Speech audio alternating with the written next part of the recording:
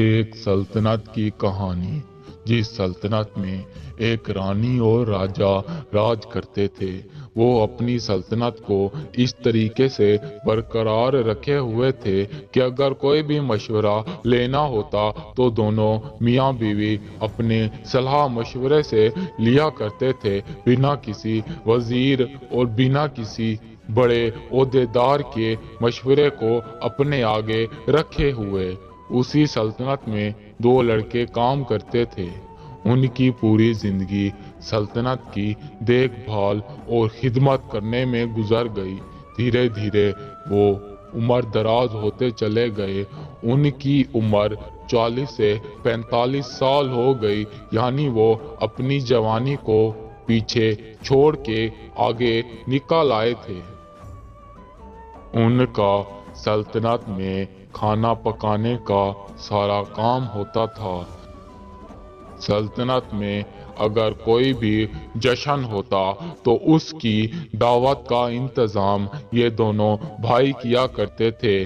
وہ شاہی باورچی خانے کے بڑے بنے ہوئے تھے، یوں کہہ لیں کہ سربراہ بنے ہوئے تھے۔ ایک بار سلطنت میں دوسرے راجا کی آمد ہوئی تو ان کو ان کی پوری زندگی کا سب سے بڑا شاہی دعوت کا کھانا تیار کرنا تھا۔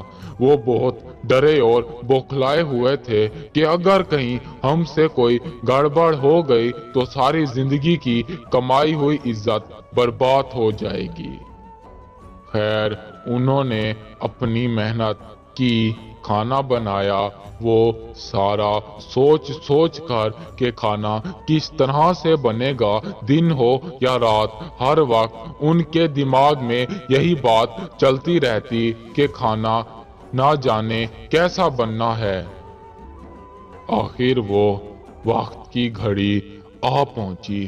راجا سلطنت میں آ گیا اور دعوت پہ اسے مدعو کیا گیا۔ جب سارا دسترخوان لگایا گیا اور راجا کو کہا کہ راجا جی، ہماری سلطنت کی بہترین سے بہترین کھانوں کا دسترخوان آپ کی خدمت میں پیش ہے، آپ اسے کھا کر ہماری عزت میں اضافہ کریں۔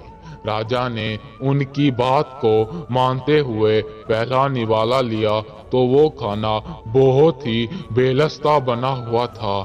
راجا اسی وقت اٹھ کھڑا ہوا اور دوسرے راجا سے کہنے لگا، آپ نے ہمیں اتنی دور سے صرف اور صرف اپنی سلطنت کا بے سواد کھانا کھانے کے لیے بلایا تھا۔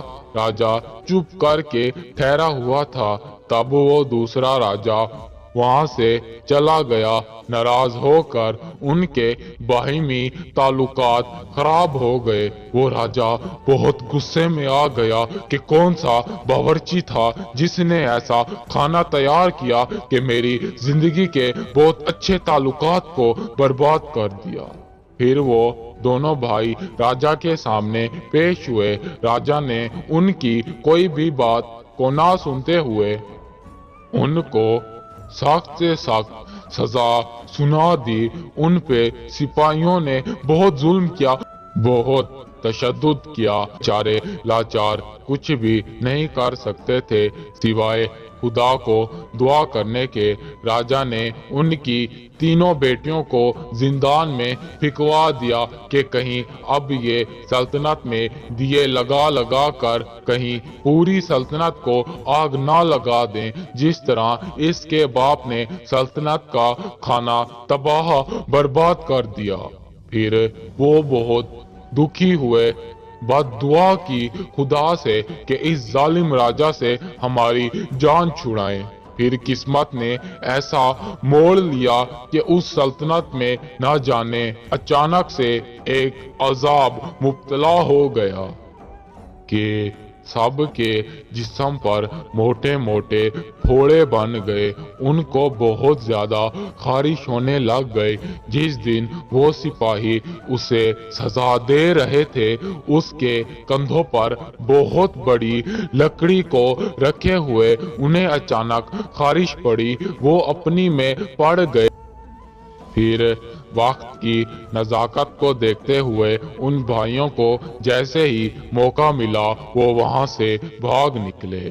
چند سالوں کے بعد وہ واپس سلطنت کو آئے کہ جائیں اپنی بیٹیوں کو ملیں تو دور ہی کھڑے دیکھتے ہیں کہ پوری سلطنت تباہ و برباد ہو گئی، ہر طرف آگ ہی آگ تھی۔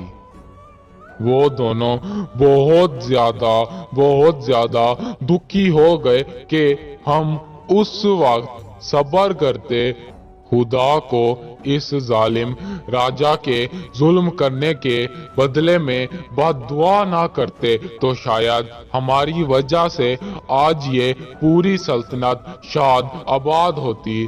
ہمارے ایک جذباتی فیصلے نے پوری سلطنت کے ساتھ ہماری اولاد کو بھی ہم سے چھین لیا۔